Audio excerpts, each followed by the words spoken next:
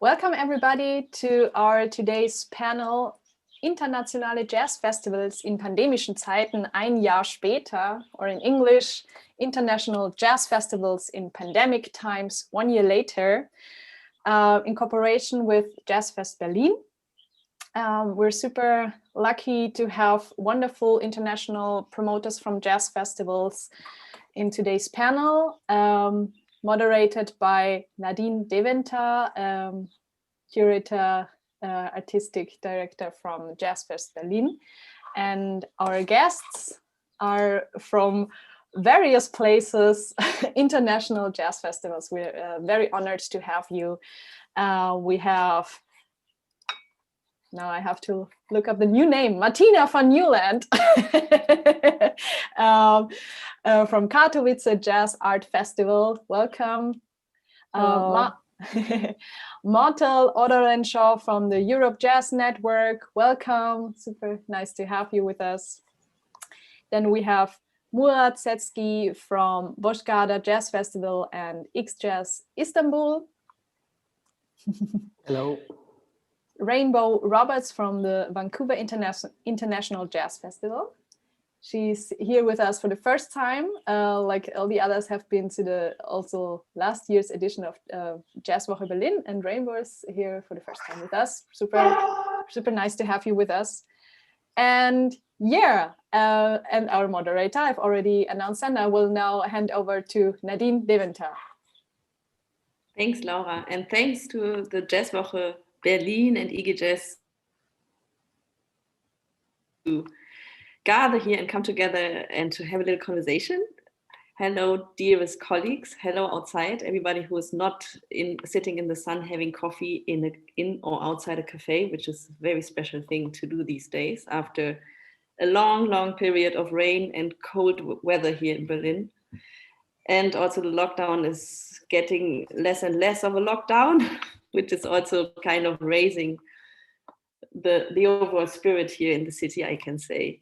So welcome to all of our esteemed guests and friends. It's so good to see you back 10 months after we have spoken last year in August about the situation of festivals during a global pandemic and how each one of us is dealing with this. We as curators, as cultural operators, and cultural managers, we need to deal with this, as well as the musicians are dealing with this. And it was, and it has been, and it will be, and it still is a very exceptional and challenging time for society, for everybody, but also for our cultural sector in particularly.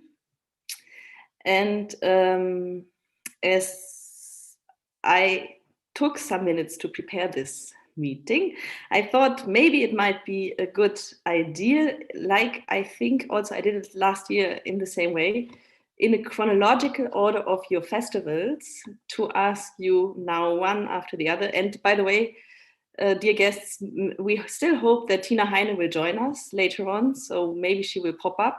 We cross fingers for that. And let's start with Martina van Nieuwland. Congratulations, first of all, to your marriage. You have a new surname. I was just kidding in our little pre-talk with Laura. I said, like, okay, we have one marriage in our esteemed round of guests. I am wondering how many divorces we have, but you can keep this for yourself. Maybe somebody's on the way or already there 10 months later. You just don't know. It's a very special situation we are all in, right? And things are happening. And Martina, you are running the Jazz Art Festival, and you are also part of a big cultural institution in Katowice. Your festival is taking place in April. So last year you were among the first to be hit by the pandemic crisis. And now again, you have been still hit by a lockdown situation in Poland and in Europe for the second time. How is the situation, first of all, in Katowice? How are you doing? How have you dealt with the crisis? And how have you dealt in the first and also maybe now second year with your festival and your work as curator? Thank you very much, and indeed very nice to see you. This the same faces as the last year, the one new face, Rainbow, that is with us now.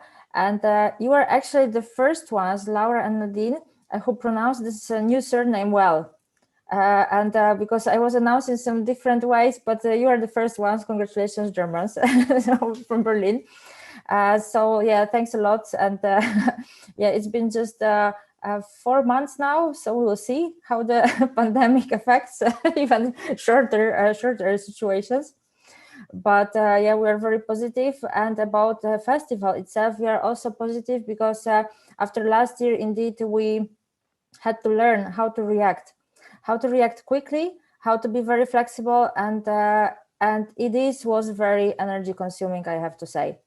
I even shared these thoughts with Martel before, that last year was even a bit easier, even if it sounds ridiculous or absurd, that because we all were in the same situation. It was a lockdown for the whole world for 3 months, and we couldn't move. It was very bad for the festival because we only presented this one show by Joanna Duda online from her bedroom. But in fact, this year was a bit more challenging because some things were opening for a short time, some things were closing. Then we had to fit perfectly into this. Like, for instance, we had a slot between February and March in Poland that we could arrange something. That the venues opened for 50%. So we organized very quickly with very short-term promotion. Our communication department was fantastically working on that because they were reacting instantly. So that was hard, and it still is. We decided to extend the festival throughout the year. So last year we didn't have this chance, but this year we just said that, okay, we'll try to do something in different slots, in different periods of time, because we didn't know what is going to happen. We knew that April would be as difficult, maybe not as difficult, but almost as difficult as the last year, because we could get out from the bedroom, luckily. And we even managed to invite the artist from Berlin. That was Christopher Dell, who did this beautiful residency here in Katowice on music and on urban studies. So that was great, and we connected him with the local group from Katowice, the urban collective Anterama. So we had different talks. We had also solo vibraphone performed by Christopher. So I was very happy that he could come, that he could cross the border. Well, we couldn't still invite the audience to listen to him live. We also had live shows during the festival. But yeah, indeed, it was, I think that it was even harder in a way, because we had to be flexible. Even our concerts that are happening in 2 weeks, less than 2 weeks, 10 days, we have a double score. We have Olo Walicki, Jacek Pryszczyński, Lovich, and then Mikołaj Trzaska, Royber Trio.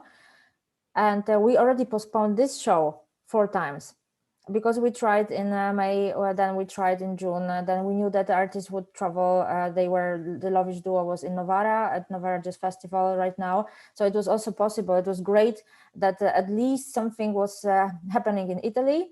Then a few days later, Poland also opened for the concerts, but still musicians were in the position that they were actually the most affected.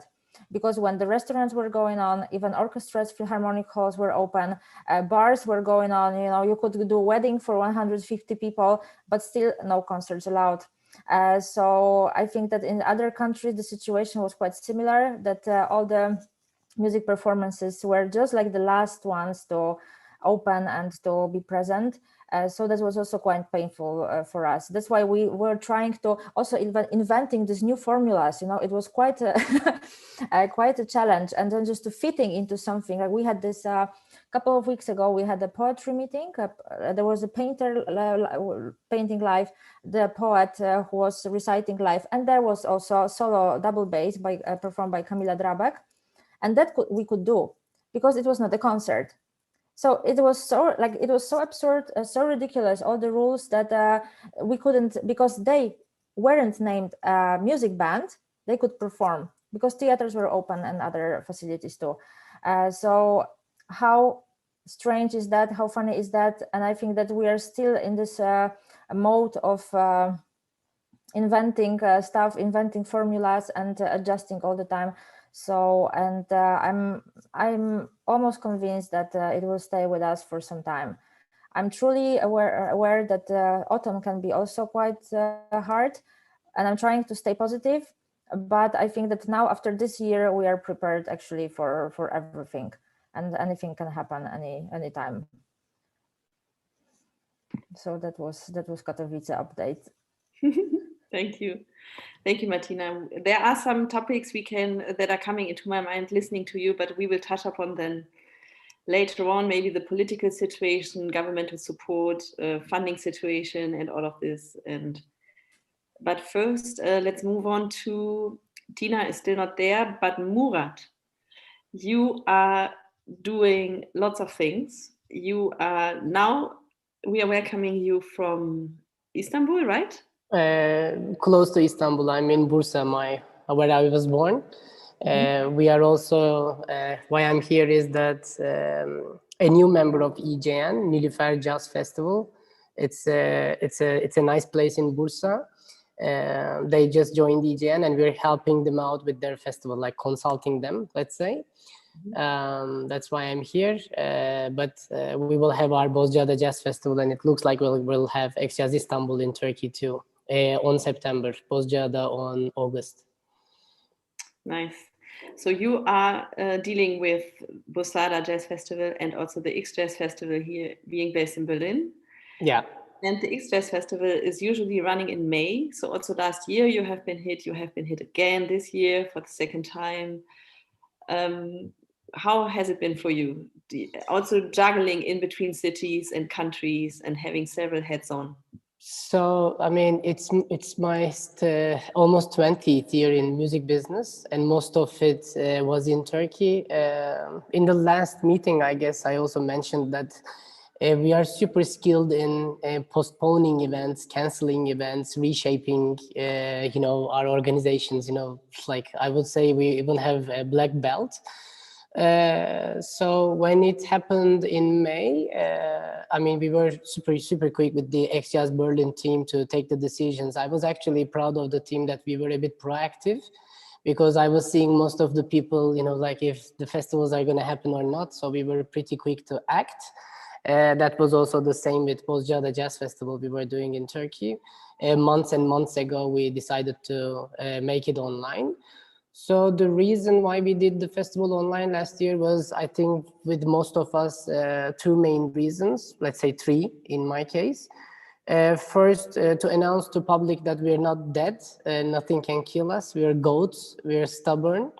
Second is to support the artists for sure. With the little money that we have, we were trying to, somehow keep the flow open. And third, of course, sending a message to the industry, to the brands that support us, like Volkswagen, beer brands, alcohol brands, and all those, giving the signal that also, we're not gonna give up.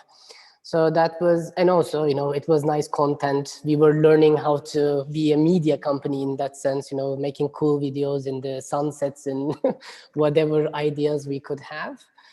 So I think, as Martina said, last year was, something, but this year was real.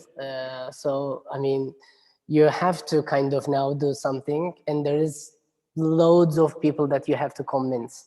That starting from yourself, that I'm going to do the festival physical this year, then the team, then the artists, then the brands, then, whoever, the venue, the hotels, and because nobody believes. It looks like we are one of the top industries affected. And until a couple of weeks ago, people thought that we were crazy, that we are doing the festival this year physically. Now everyone is convinced and going in the same direction. What happens basically from my side is that the profitability is gone. So somehow the money is turning. There is some finances, but a person that has some logical brain wouldn't do what I was doing. Now only the passion is here, and of course the need for consistency. We want to do these festivals for 100 years.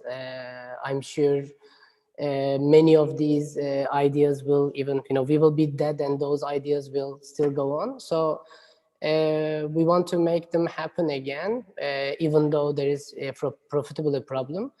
We are trying to fix the cash flow issues. I mean, why I'm mentioning is that a lot of us is having that. So, I mean, you're lacking a certain amount of income. So how would you make the room to, make the cash flow real? Those kind of financial stuff.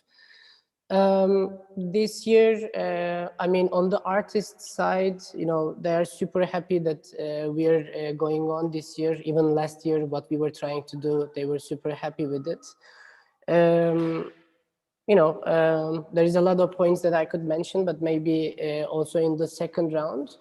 I'm also trying to see who is surviving, who is doing how. I think amongst the artists, clubs are the worstly affected ones because, with festivals, you move dates, you don't do it that year. I mean, you are in some kind of debt, but with clubs, it's, such warriors, some of them actually, and some of them gave up. And what happened to us in Turkey, I think maybe similar to Poland in that sense. We noticed now and know that this is now, in Turkey, we are not having a very cool government that is in open war with cultural life. They have, like in India, they have allowed all these gatherings for their party meetings and, all these political events with thousands of people indoor. But now they're fighting against, a duo playing a, show in a park with 200 people, like stuff like that. So as if our industry was something easy to do, now we are fighting with many other things as well. But how do you say, first thing about being an entrepreneur is optimism. If you don't have that, good luck to your organization. So we know that, some things will, how do you say, flip back into our advantageous way. So we're moving on. I hope that was clear. Thanks. It's good to see you in such a good spirit, because that's another side effect, right, of this crisis. The mental health issue for lots of people I meet. I also can understand this very well for musicians I'm talking to now and preparing the Jazzfest 2020. But let's move on to Rainbow, to Vancouver, Canada. It feels again a bit like the Eurovision Song Contest. So Vancouver, Canada calling. Rainbow, your festival, Vancouver International Jazz Festival, is running in June, right? Yes. So you also have been badly affected by this crisis over there in Canada, twice even now. How have you dealt with this? How are you dealing with this? And how are you doing? You're looking great. Thank you. We're holding strong and maintaining optimism, always kind of focusing back on the reasons why and the music. If the battery begins to get low, you kind of see the red line at the bottom of the battery and think, okay, now it's time to focus on the meaning. And I find that even through this, that's been working. It takes a bit more attention to keep the meaning levels really up. Especially due to concern for the artist community and the cultural workforce, for sure. So maintaining the commitment to both in ever-changing ways, it has been at the forefront of our minds. We did have a full festival confirmed for 2020. I had just finished the program on March 15th, 2020, just as the pandemic hit. So we had about 350 concerts planned, everything inked, perfect, playlists made, just kind of looking at it thinking, my God, we're doing this again. This is going to be amazing. It was, I think, my 21st festival last year that was our first cancellation, outright cancellation. So we did decide to cancel entirely. Because our expertise really hadn't been developed on any level for being able to properly put forward the work of these exceptional artists that we had booked for the specific purpose of coming here to be with us, to really share the experience and to make something special happen. So it was a very difficult decision. And we thought we would need to make it on our own, but luckily the public health authorities, in tandem with our decision, kind of said, oh yes, you don't have a choice, by the way. So that made it a bit easier, because deciding to, let all these gigs evaporate is, quite a challenging decision, as all of you know all too well. So what we did immediately, out of, again, concern for the artist community primarily, is begin to talk to artists and say, how can we properly serve you through this situation? The same thing with the cultural workforce for our festival. One of the biggest decisions we made was to compensate the artists and all of the cultural workers that we had hired in 2020. It wasn't a huge financial sustainability move for us as an organization, but we felt it was a way to, with our resources, to underscore our values, rather than speaking about what our values are, to show those values in a concrete way that we were hoping would be a bit of a float of inspiration for the community. We did, through talking to the artists, find out that one of the things that people wanted the most was to have some resources so that they could write music, so that when we were back to this, that people would have fresh music and that they would feel that they could sit at home and be doing their work. So we did set up immediately 20 commissions for artists in our community, which we were really quick to disseminate. And the idea being that this way, there's 20 of the most exceptional individual artists in our community, at least, that were able to write some music right when this hit. We did then move on. We learned, like, baby steps to do a streamed series. We did a small straight ahead streamed series, and we saw some great results. There was no, to Murat's point, there was no financial upside to this, certainly. But what we did find was that even putting the shows on free to the public, that our donors really stepped up. And we were really surprised to see that the donations were offsetting the artist fees. Of course, now the production becomes the much bigger piece of the pie in all of our spends. So that's a weird thing to navigate from an ethical standpoint as well. We then produced a winter jazz festival, which was 100% no audience. And we used new technology, which was like this, where you could see the audience on a screen, and the artists were having to look at the entire audience on a screen. We did consultations with the community to see how the artists felt about that. Very mixed. For party bands, it's great. You can see people dancing. But if you're just watching somebody shred jazz guitar, watching people watch people shredding jazz guitar seems super weird to me. So we found out that way where that type of methodology works and where it becomes theater of the absurd. So through all of this, we've been learning. And right now we're learning what it takes to produce a jazz festival in this particular environment. Our festival starts on June 25th.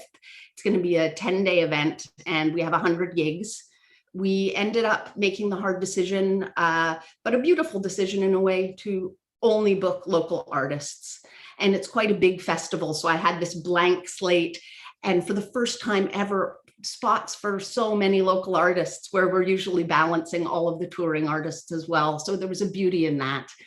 I think this is really a big search for little nuggets of beauty in this experience, because we're certainly not stuck looking for challenges, but for solutions and meaning and all of this. So we will be producing 100 concerts. We may or may not have any live audience at 99% of those concerts. We just got approval to have 50 people in 20 of the gigs, and we will be going right up to the edge of the festival before we find out if we can sell any tickets to the other 80 gigs. The other little values piece, we're always trying to find, again, just little ideas that have some kind of meaning. So the other part, in order to underscore the international nature of our event, was setting up the collaborations. So we worked with partners at Constellation in Chicago, Ars Nova in Philadelphia, and partners in New York as well. So our idea there was to reach out to other curators who have the same artistic vision as us, and to have bands getting paid by multiple presenters to play one gig. and without the artists having to be fussed with getting the gig from the multiple presenters. So it was a touch point piece where, you know, someone who has a very similar aesthetic, like Mike Reed at Constellation, talked to him about what he was going to be programming, got a few partners together in Canada, so that when he presented Irreversible Entanglements, for example, 3 other presenters contributed fees to that gig for the ability to stream it.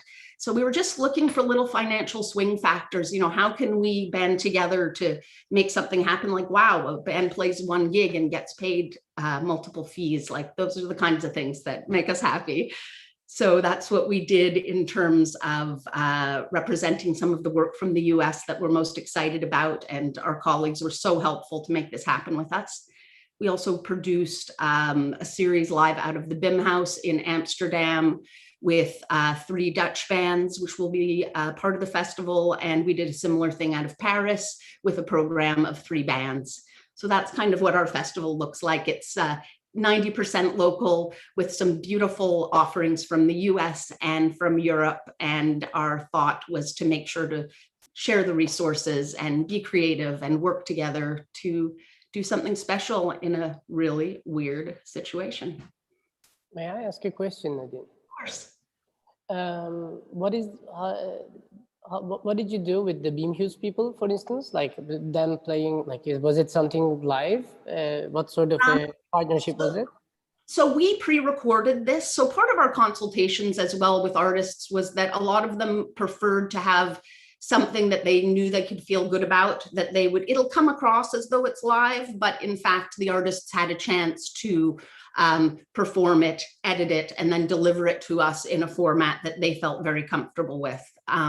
So we had 3 different bands play. We had Jasper Stadhouders with Michael Latcher and Petrucelli. We have Michael Moore's Dice Cup, and we have Marta Wereless and Omawi. So we picked 3 bands, and each band played, you know, a 30 to 45 minute set.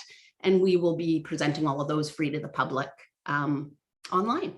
So it's going to look live, but it's not live, because the preference that was expressed to us was to have something that people feel is just like perfect. Nice. That's very impressive, Rainbow. Martel is not only representing EJN, Europe Jazz Network, because she is still serving on the board, as I suppose, and being vice president of this beautiful European network where we are all part of. And Rainbow will be, and she is kind of in our spirit. You are also an EJN member, Rainbow. And this network has been and is still very, very important. At least I can only speak for myself, but for me also, going through this very weird time and this long crisis going on for 1.5 years. In the meantime, the regularly exchanges that EJN offered to all of us in webinars, but also in regular EJN cafes, how we called them. First, we started with think tanks by bringing us all together across Europe and the world, and then in more, let's say, topic-wise prepared EJN cafes, nearly on a weekly basis, which for me has been incredibly important, because we have been, and still partly are, so isolated that to stay in touch with the world outside and also colleagues, you know, being in the same situation has been and still is very, very helpful on many levels. But Martel is also an independent project developer, curator, things at the same time. I even don't know where you are right now. Is it London or Australia? Because you are Australian living in London, have been working for the London Jazz Festival for many years. So how has it been for you, dear Martel, and where are you? Hi everyone. Just before I say who I am and what I'm doing, Rainbow, there's always room for international non-Europeans in the EJN. I'm an international non-European in the EJN. Open for everybody. Biggest respect for the EJN. So I'm in London, and I just took my first trip last week in over a year. I went to work on a project in Denmark, which was very nice. And now I'm back and I'm in quarantine. So that's where I am. As you say, yes, the EJN, it's a very important connector for us all. And like Nadine, it was a very important way to keep connected to our wider community through the lockdown. All year, in fact, the EJN Cafe started in more or less immediately. We went into lockdown, and the staff instigated a cafe where we would come online every other Wednesday morning and talk and share experiences about what was happening where you were, and how many things that you might be, how many people you might be able to get in your venue if you were to open it, and if you had permission or not. So that was a really it was a necessary thing for us to do, to keep us all together and to understand everybody's reality. And then from that, we branched out a little bit further. We're very fortunate to have staff who are very technical and who love webinars, who love the internet, who love anything to do with technology. And so they launched us immediately into a series of webinars around all sorts of things to do with what was going on. And that included what was going on in the bigger world and also what was going on in our own world. We have a series of activities and projects that we run from year to year that the members sign up to and progress each time we meet. So we did a lot of work around that, which was great. I think we had two seasons of that, didn't we? We had one in the spring, summer, and then we had one in the autumn, winter, later in the year. And we also spent a lot of time talking about whether or not we would be able to meet for our annual general meeting, our General Assembly, which was scheduled to be in Sofia in September. And we spent a long time discussing whether we would be able to go. And then ultimately the decision was really out of our hands and we couldn't go. But again, the staff rallied and we had an online General Assembly for 130 people with voting and everything. It was and drinks at the end. So it was quite an amazing afternoon, that one. Also, the EJN has been really a connector a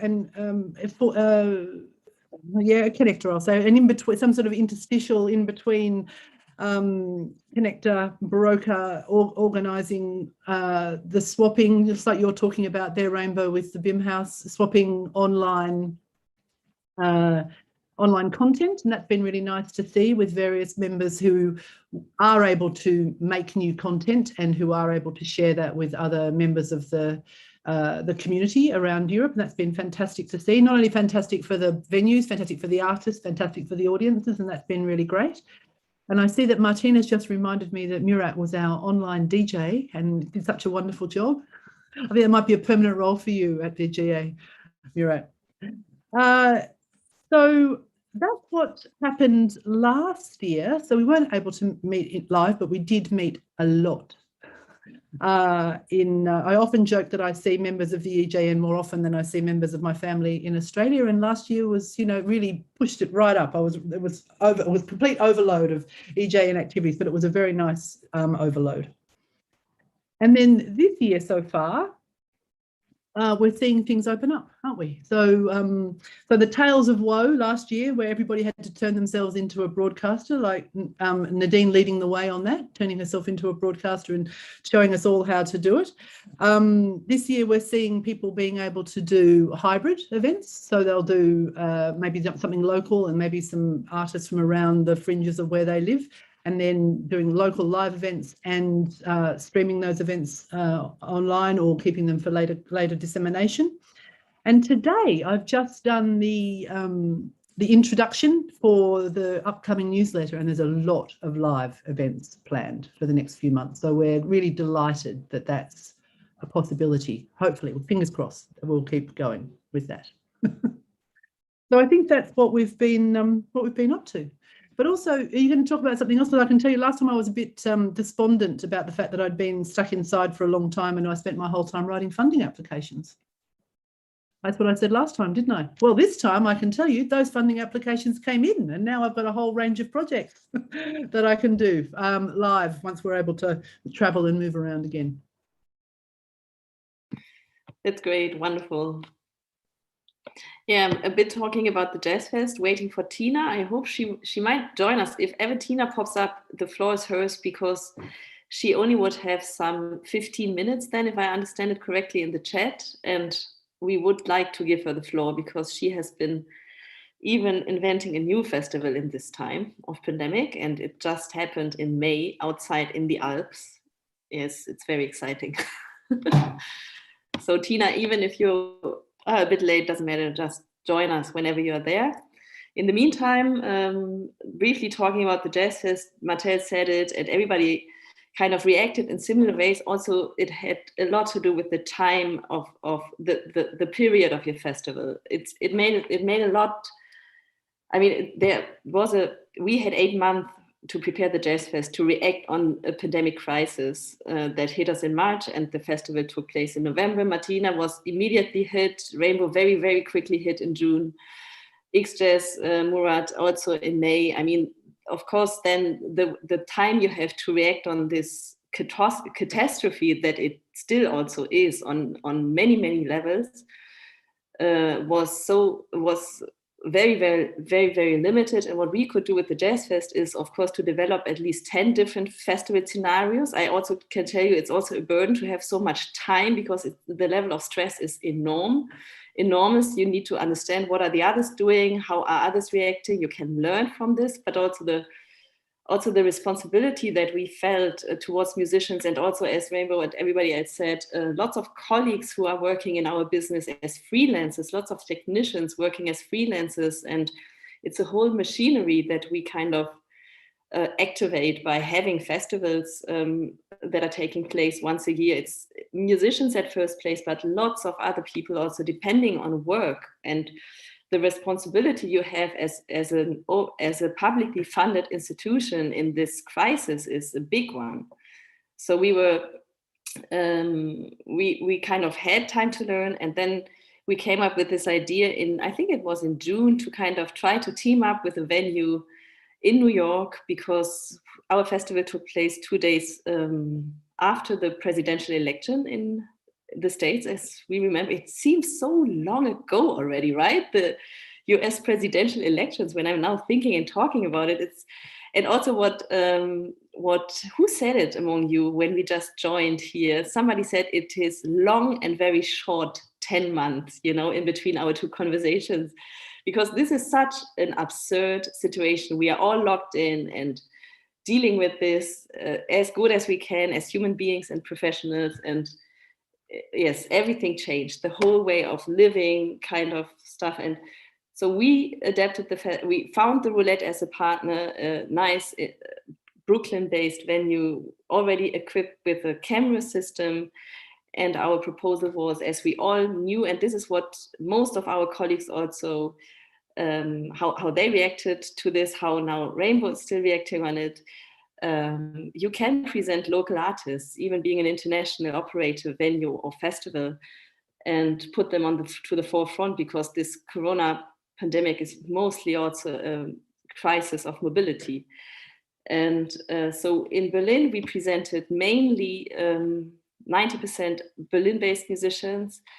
And in the States, at the Roulette, we presented in total 6 New York-based bands, only musicians coming from New York. We only had Tomika Reed. She would have needed to come from Chicago to New York, which then was not possible anymore because of quarantine. If we remember these red and yellow and orange zones, so even traveling within countries became extremely challenging, and in partly still is. And then we managed to kind of build our digital bridge between New York and Berlin. And we did this live streaming back and forth between Berlin and New York. And also what we did next to this is teaming up with our radio partners. The National Public Radio is part of the Jazz Fest for a long, long time. And it was Julia Neupert, our lovely, one of the editor, no, what's it called in English? Redacteur?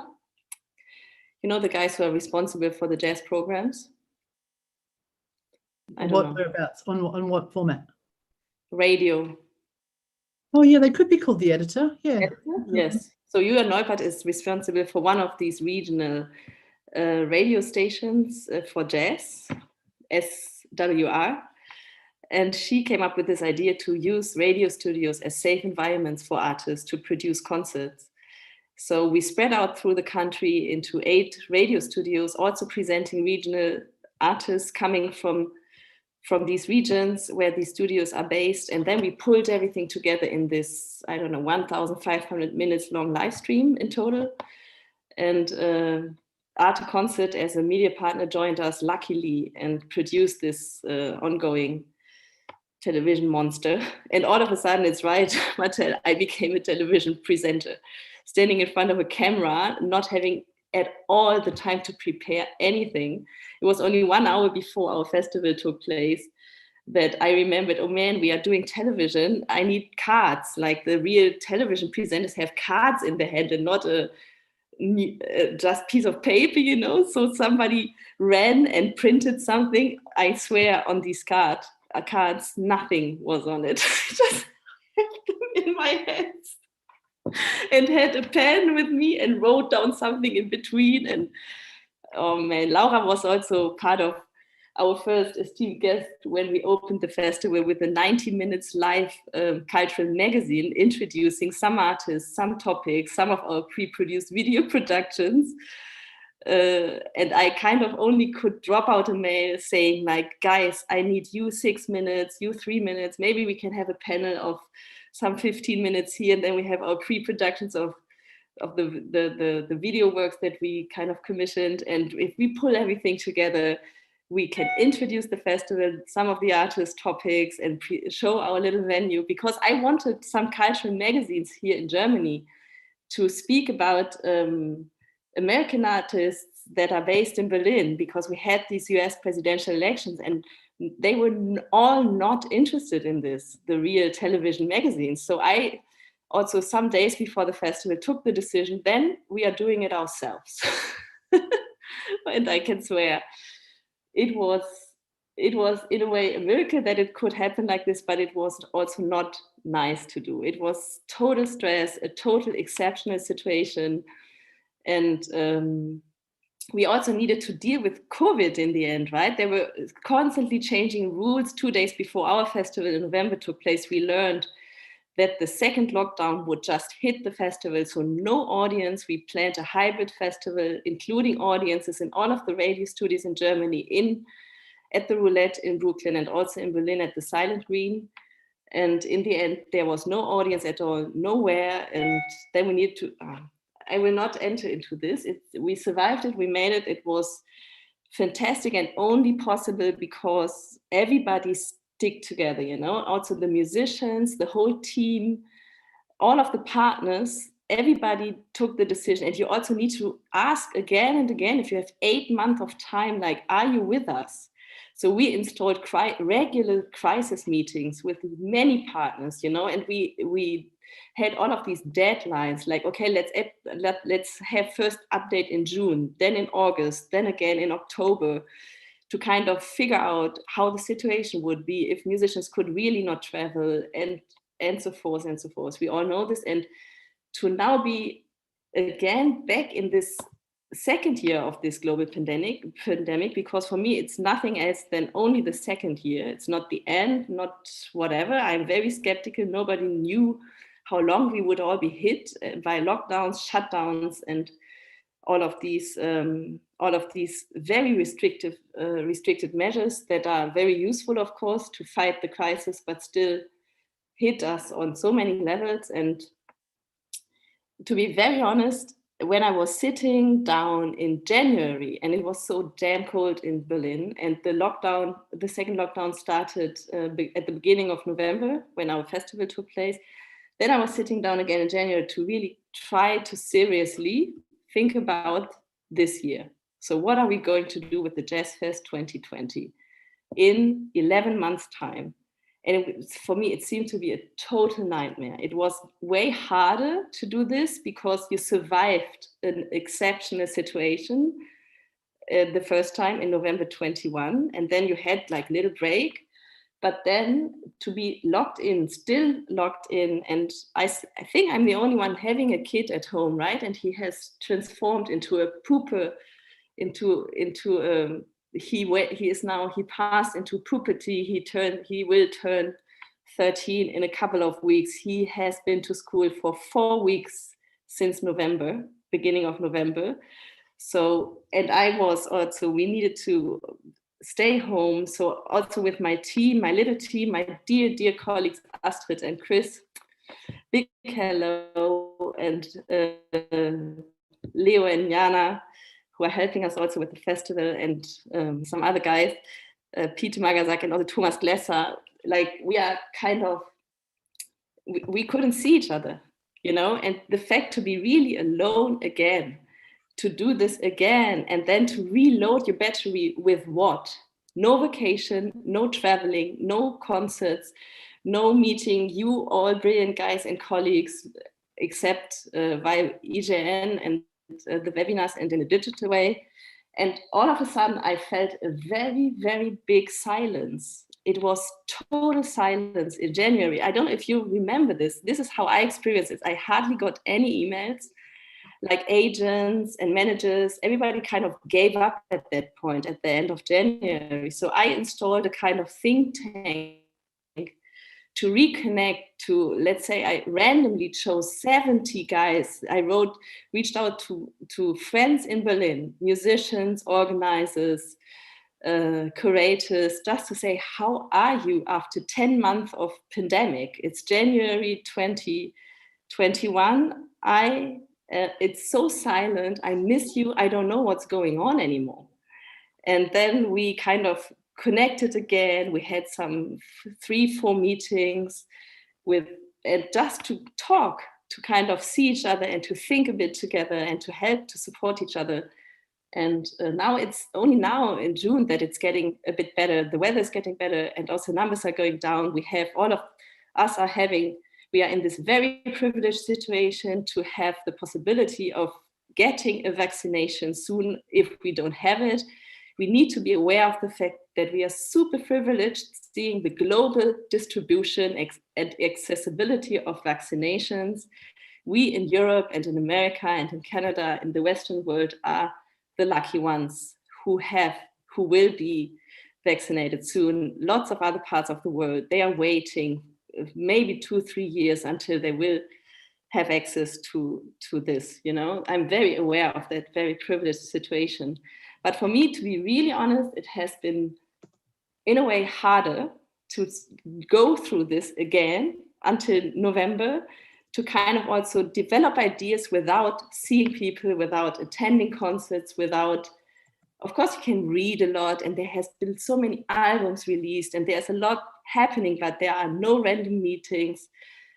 People also in Berlin treated the lockdown restrictions quite seriously. If you are then still also sitting at home, you have homeschooling, home office, you are neither real mother nor real cultural operator. You are everything in between the whole time in this weird, exceptional time. For me, it was one of the hardest times in my life. It was the first time that I could see my sister, my family, my parents now back since last year summer. That also for many people is true because they were very careful and my family is spread across Europe. So difficult, you know, all of a sudden you are locked in an apartment with a little balcony and this is it. And the city is dead. And then it was winter and it didn't stop this shitty weather as we remember, you know. So, and also now by preparing the festival, what we are doing for many months now since January, I can also tell you that I got some emails from, and that are only female artists, some really big performers having a big career, different age groups between 80, 60, and youngest one beginning 30. They canceled. They could reply to my request if they wanted to play the Jazz Fest, and they are mentally not, they can't picture themselves on any stage. Not this year, maybe, who knows? But it has also mental side effects, this whole big challenge for everybody, more or less. And this is also what I experience. And I can feel this. I would never judge anything. There's no competition now in this time, you know, it's a really exceptional time. If somebody gives up, I understand this completely because it's not only, you know, sometimes we tend in all of these conversations to kind of only say we did this, and it was great, and then we do this. We are all survivors in this round, I suppose, and it's great, and we go on because we believe in in culture, in the arts, in the music, but it is very, very difficult, at least for me. So now Tina is there. And Tina? I'm so sorry. I totally fucked up. I forgot I haven't checked any emails because I had to open my bar a few days ago. And I was not prepared because they said that they want to do like opening steps every 14 days. It's the next step. So the earliest time I could open my bar was June 15. And I just returned last Monday night from the Contemporary Art Festival that I finished. I was totally exhausted. And the next day, my daughter called me and said, have you listened to the news? We can open in 3 days.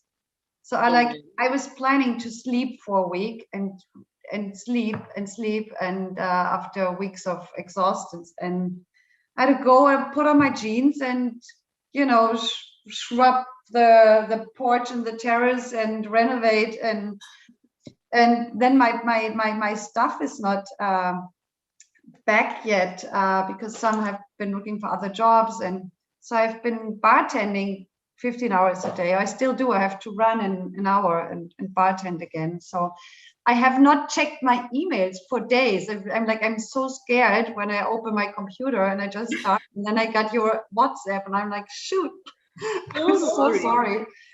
No problem. Yeah, sorry that I joined so late and I missed all that you said, but it's great to see you. It's really great to see you. And yeah, Nadine, I was just now listening to what you said, and I can say I have not felt so lonely, and I actually enjoyed lots of the time. I had to say I really enjoyed the idea that everything stopped and there's a potential to reconsider. I don't know, it sounds really mean because I know all the bad things that come with it, but still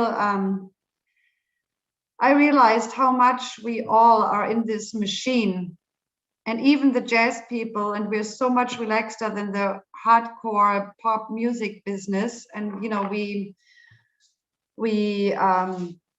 create and we work together, we collaborate. We don't have this tremendous competition, but still, I realized how much also competition sort of we have, and that it's too much, and everybody is talking about how great and how big and how blah and how super innovative and how adventurous and however the festival is. And I feel like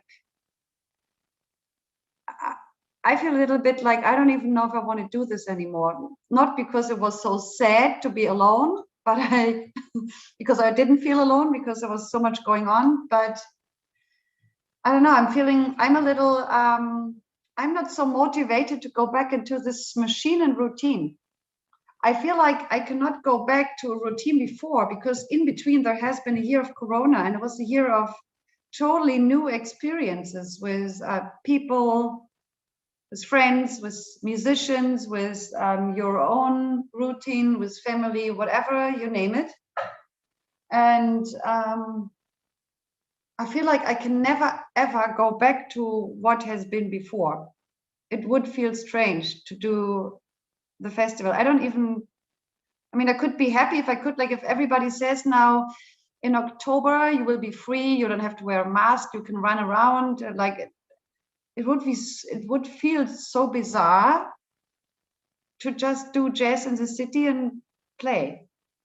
You know a little bit what I mean? I feel like I cannot really just go back, and I want smaller. This is why I'm actually I'm exhausted, but I'm even happy to just wait the tables in my bar. It's so concrete, and it's so, maybe because I am exhausted from this like standby situation, and I've talked with Mario about it a lot. Like he's looking at Saalfelden and he's not really excited because he's so exhausted. And you like plan and you think, yeah, but what if the Norwegian border closes in August, or what if or what if now in August we can do everything that we want, but I have reduced the ticket sales to 300, and this is why I had to find another venue, but I don't need the other venue if I can fill the big venue. And so, I mean, this all leads a little bit to, understandable, to some sort of, being exhausted and being a bit tired of it all. But I think it's part of this, and it's also that I think we have to slow down in a way and invest more in quality production, taking time for production, workshops, open processes which might be part of the festivals. As I always said, being like, if you go to festivals, stay longer, have time for exchange and creation. And I don't really feel like this machine thing. I don't want to have 50 slots. I'm tired of slots. I just want a big gathering and no slots. I don't know. Yeah, this is a little bit, this is the impression from Hamburg here, Hamburg, Salzburg right now. No, I think everybody in this round, and also I think the guests outside, if ever there are some, hello, they can completely understand what you mean. And we also talked about this in our webinars and lots of other exchanges that we have with some colleagues during the pandemic. I remember, especially during the first lockdown, these wishes, like, could this pandemic also be a chance and also kind of a duty to everybody now to rethink the structures, to think it all over, to question our mechanisms. We are all in it, musicians, organizers, agents, journalists. It's a big machine, and this machine is overdriven. I also feel the same, and also what you said, Tina, to kind of plan something. We can now speak from our organizers' perspective. Laura said it to me, because Laura is very involved now as a musician in organizing the Jazzwoche, and also they needed to readjust and adjust again and again everything. And then she said, now I understand you guys. It's a nightmare. It's a total nightmare, because you are in an unplannable situation, which comes along with this pandemic. Nobody can tell you how long it takes, nothing. And you need to plan something again. And even the little baby steps, like seeing some friends, having your daily routine within your little village, but also then within your families, friends. And if you have kids, in my situation, I have a son, he needs to go to school, and he is also there in this situation. You need to juggle with all of this and deal with this, and everything collapses in that situation. And then the individual situations are very, very different, of course, and also the way how people deal with this. But for me, the biggest thing, also the nightmare in a way, that I felt, and without my dear, dear colleagues, I would never be able to go through this alone, never, ever. And also with a lot of understanding from musicians to just say it takes longer, also budget-wise, it takes longer. What Tina said, like, also Rainbow said it, everybody in our situation can't really calculate with income. And also the ticket sales still, it has an impact on your overall budget, how much you can pay artists, how many gigs you can pay, how many venues, all of this, you know. And to do this again, it's like totally absurd. The longer this pandemic takes, you know, it takes an energy and an optimism out of you, out of our hearts, souls, and bodies in a way. This is how I feel it. I feel it physically, mentally, and also like some situations, some bad news, some other unpredictability coming along, that you are like totally immobile, like, shit, now this, you know, and without teams and without a transparent communication, and not to be the big survivor, not to be the god, you know, being able to deal with all of this unpredictability, with this pressure, with this responsibility, but to say, no, well, I don't know, but to kind of talk to each other and communicate, to be transparent, and also to say, I don't know.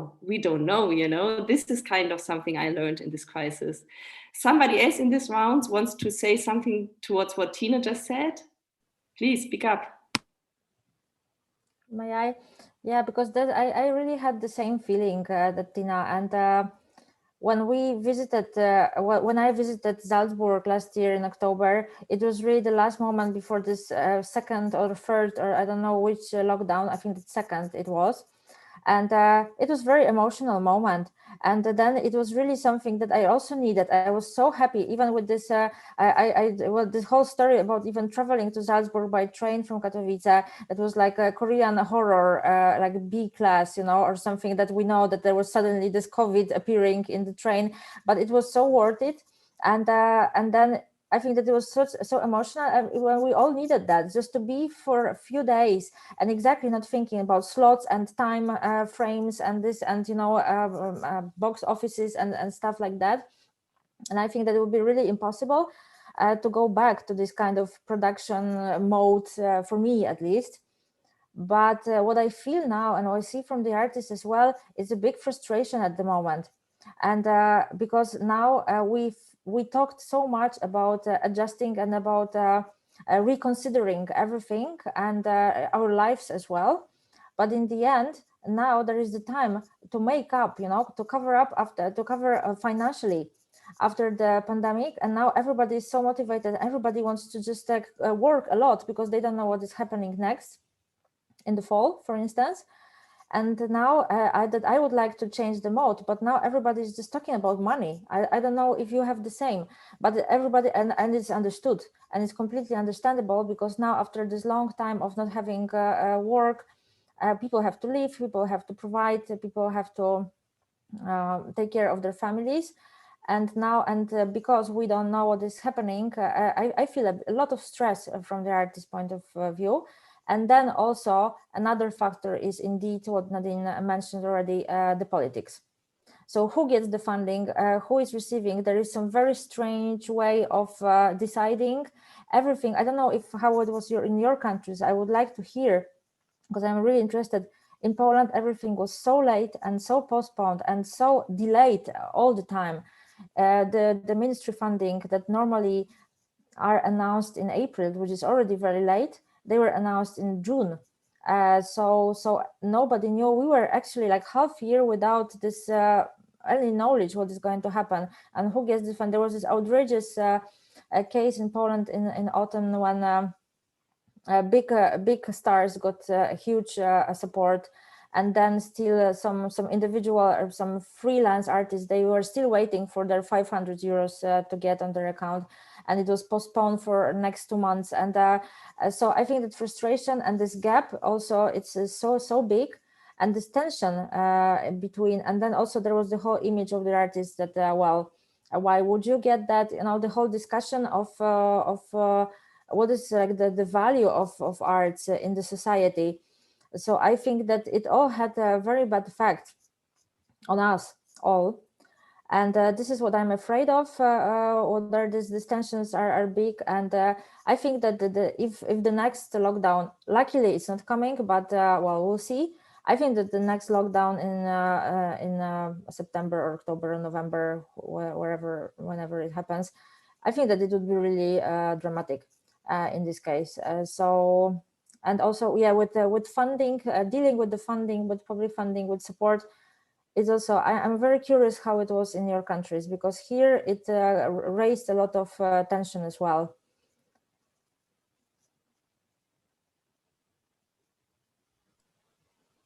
Thank you.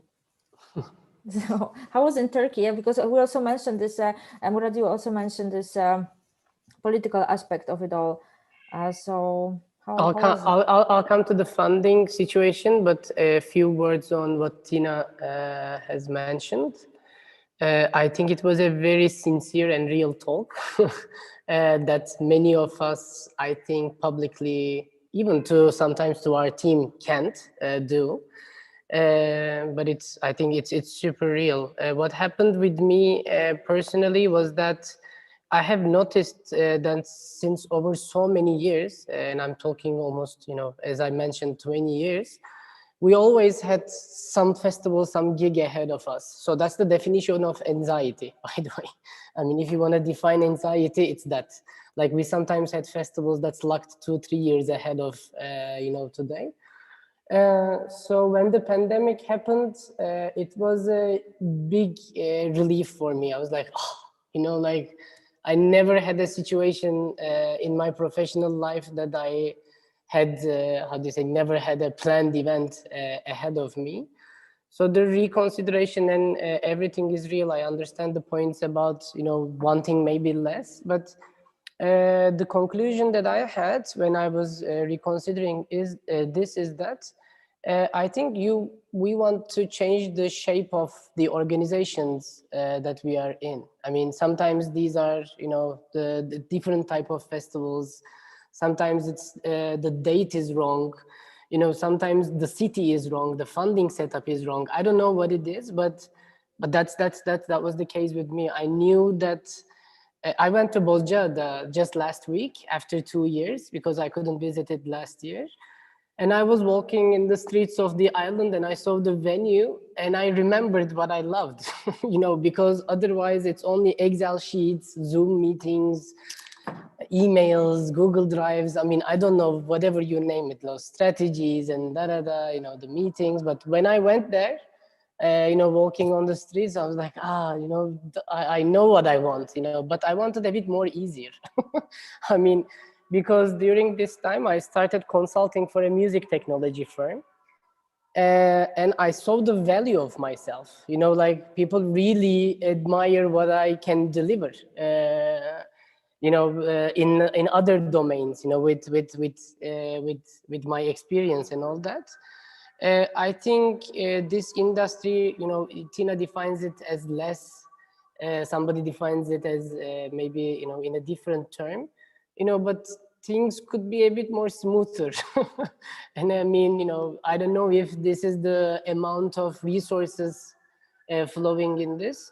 A couple of more words on this topic. During the pandemic, when everything stopped, I went back to business management again. So I started taking heavy courses again, like how I was running my company, how to hire people, how to, like whatever, any business management topic you want to know. And I found out that I was actually running a very, very shitty organization, in a very shitty way, burning a lot of people. Doing decisions with very little observation and analysis, whatever you name it. And then it actually, when I digged more deeper into the business management side of it, I felt more excited. Now I have another 10 years of energy ahead of me with all these learnings. So what I'm getting to is that Tina is very valuable for our ecosystem. I think, people like us, aside from the joke, I think should find the ways to, dig back again and, find the things we love in a maybe different format. And as for the fundings, Martina, I mean, nothing to mention about Turkey. That would be, we would need some violin and depressive music when I speak, because people are survivors and fighters in Turkey. It's nothing to compare, so not even want to mention.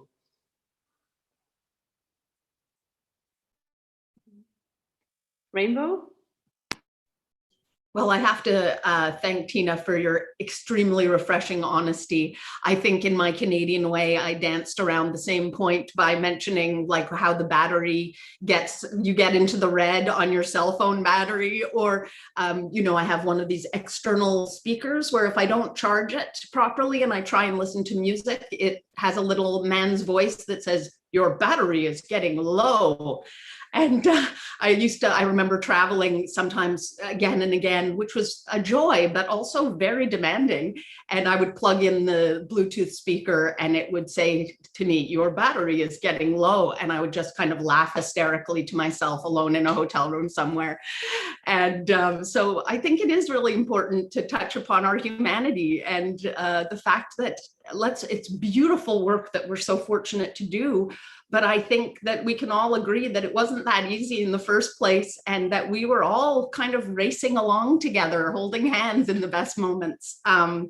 And I think it is true, very much true, that that pace isn't necessarily sustainable. And, you know, maybe one of the ways, and to Murat's point, you know, learning how to do things better, not do things more, you know. I think that I certainly, again, in a bit of a Canadian way, or I don't know, a producer way, kind of jumped into being like, okay, yes, we're doing this, and this is what we believe, and this is why it's important, which is all true. But what you are saying is equally true. And I think it takes a lot more courageousness to speak to this piece of it, rather than just going into this producer mode and going X number of, we're doing these things. Because what we do is really challenging, and we've all been working together towards this passion, but for sure, the moment when we stop, it's kind of like, oh my God, I have been racing for the train for 22 years now. I feel like I'm like, oh, okay, let me get in the doors, I've got my bag. So I think it's beautiful. And also just wanted to say that, you know, if you're waiting tables in your club, I will be there. I will put my name on one of the tables. I'll just come and, you know, do it with you. So come over, because I'm looking for people right now, so I can hire you. And I'm coming, Tina. Come yeah, in. you're coming. Yeah, Nadin's coming through now. So I unfortunately, this is why I have to run. I could just sneak by and say hi, and I also wanted to say thank you for organizing this. And I would have, you know, loved to chat longer if I would have just not messed up my calendar. But either again in some EGN coffee, I'll see you again, or also hopefully maybe some of you guys will be inside Zeiten. I don't know, in August. We'll see who can be there, and yeah, maybe we can reconnect. I would love to talk more about alternative ways to do the things we do, and like what strategies each of you finds to sort of like reset yourself in terms of not feeling too pressured of, you know, growing or doing the same, or having to do what you think you promised people that you would do. I mean, we all have stakeholders and shareholders. Some of us have to sell tickets. I don't have to sell tickets, but I have the city marketing and the sponsors and people expecting stuff to happen. So we need new dialogues, not only between us, but also with our stake and shareholders. And maybe we can exchange some of the strategies that some of you guys might take upon, or I'm taking on when I will definitely talk to the managing director of the city marketing about a new reach out for what we do, and also questioning why we do. And yeah, if maybe we can arrange some gathering in this round. I would really love to do it. I'm going to run now. I'm going to drink a few glasses of wine for you guys, because it makes makes the work more fun. And I hope to see you soon live and in person. And thanks for organizing everything, Laura and Nadine. See Bye you. bye. Thank you, Tina. Bye. Thanks for popping in. Oh, that was refreshing, right? Fresh breeze of wind. Super important. Took us to a very different kind of how do you say, perspective, in a way. I mean, we are really talking now. Yeah, truth. She brought an extra serving of truth to the table. Yeah. Martel, do you want to say something to this? But yeah, about the moving slower. Yeah, well, we've been discussing that at the EJN the whole time, because it's true, because there are so many humans involved in what we do. It's an expensive proposition with not a lot of return.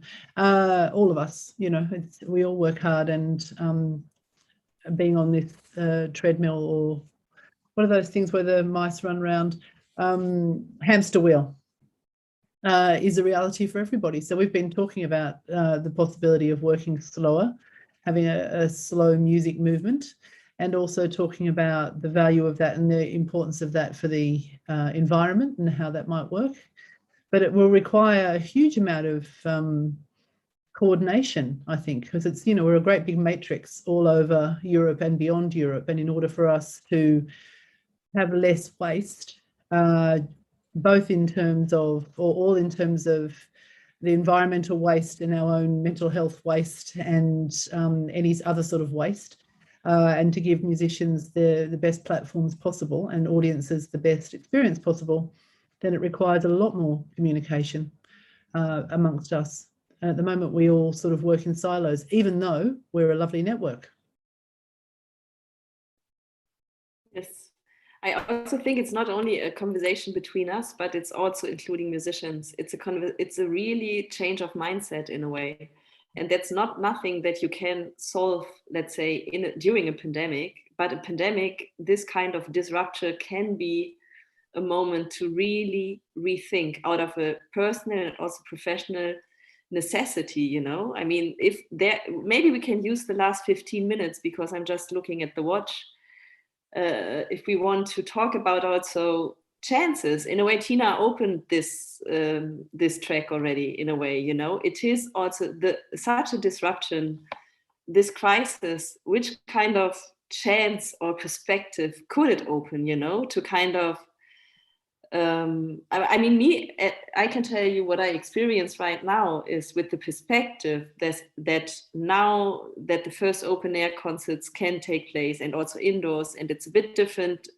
I'm only speaking about Europe now. I think in the States, they are even further on because of the vaccination, the vaccinations. And maybe we can, what I experience is a rollback to the same habit automatically. You know, we are in the same system now that there is a kind of possibility to go back to the good old days.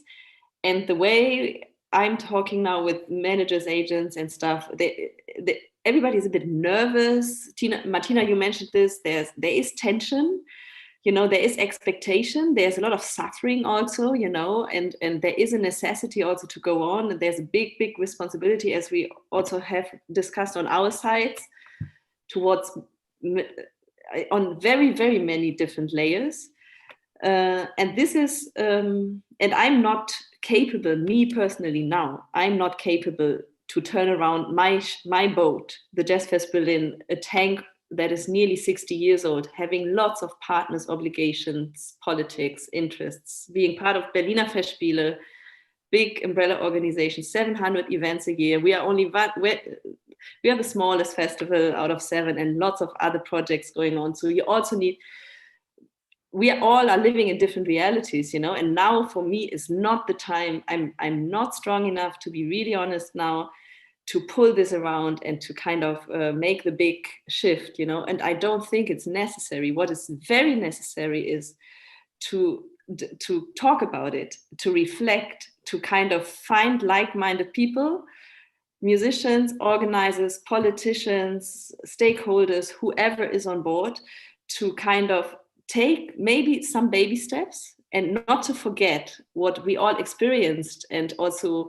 wished during the crisis could happen as a chance and possibility for all of us. Less rush for musicians and organizers, for everybody, you know. Why do musicians need to produce an album every year to go on tour? Why is this like it is, you know?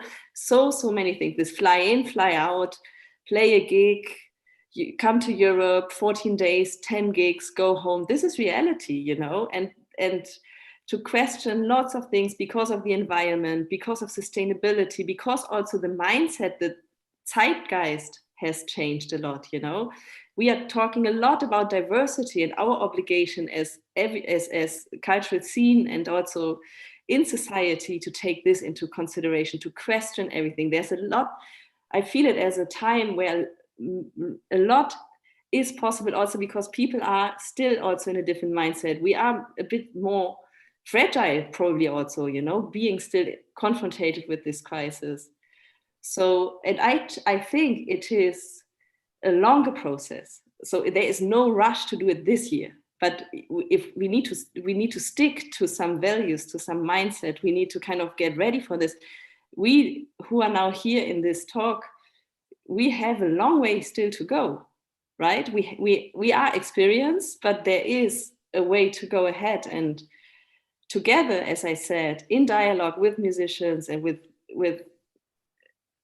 it's a complicated, big challenge, but Martel, please help me out. No, it is. You're absolutely right. It is a complicated and big challenge.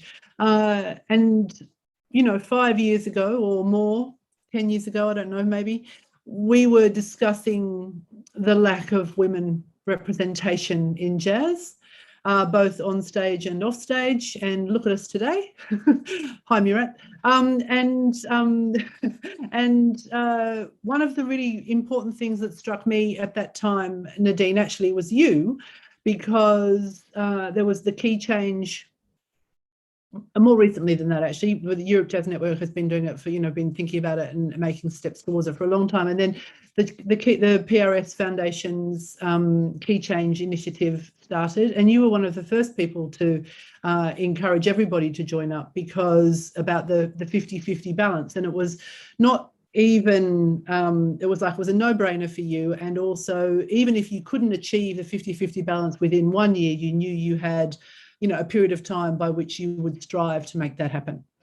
And other people decided that they wouldn't sign the pledge because they couldn't meet the 50-50 within a particular time frame. So this is what we're talking about here too. It's you know, are you bound by something that is, you know, a time frame and a quota, or is it a bigger movement where we say, yes, this is what we're aiming to do. It might take us, you know, it might take Murat 3 years, it might take Nadine 1 year, it might take Martina 10 years, whoever it is, we're all striving for the same thing.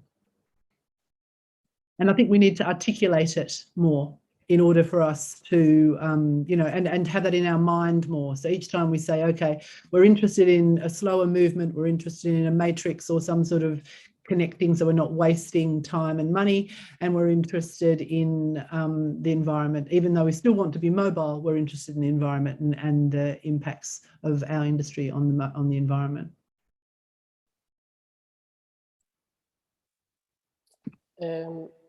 I think another, like, you know, some of the members in the EJM, for instance, have already succeeded what I'm going to mention, but following the pandemic, I think festivals like ours have more opportunity and responsibility, and not just with concerts, like in education, in, I don't know, I mean, ways to influence and transform people. I think this is going to be a very big focus, which will also maybe help slow things down also in terms of the slots that's making anxiety for you know, people. I'm not saying that we should reduce the concerts only, you know, not to mention that, but for instance, for Bozcaada Jazz Festival, we're doing so many, we call them discovery events in Turkish, keşif,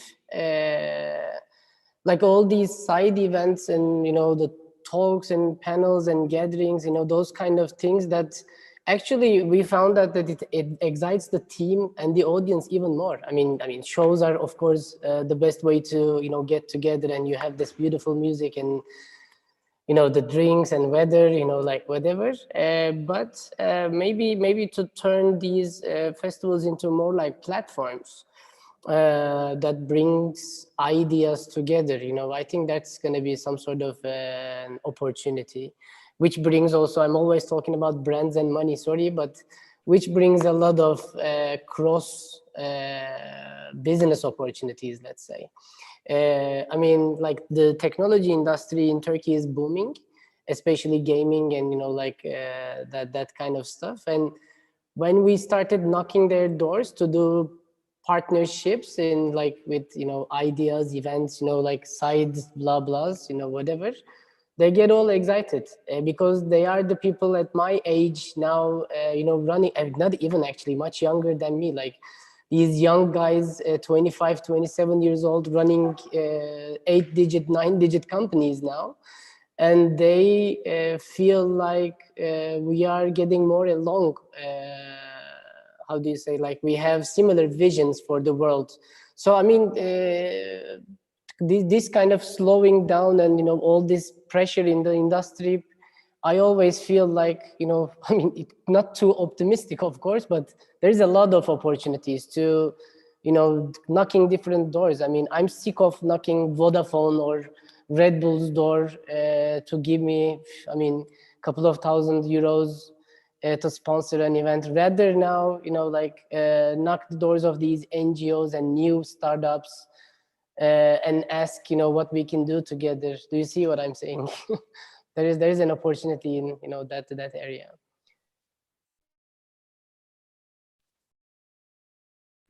Rainbow, what is your wish for the future? I mean, I know me personally, I would kind of restructure, if I could, the festival.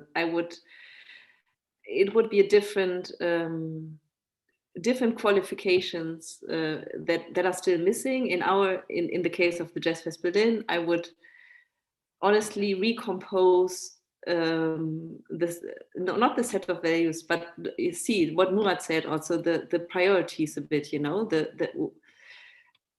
I kind of feel what's necessary, and also to make it more accessible, more collaborative, more sustainable, more community related, more to also the projects that are really exciting are the ones that are very time consuming.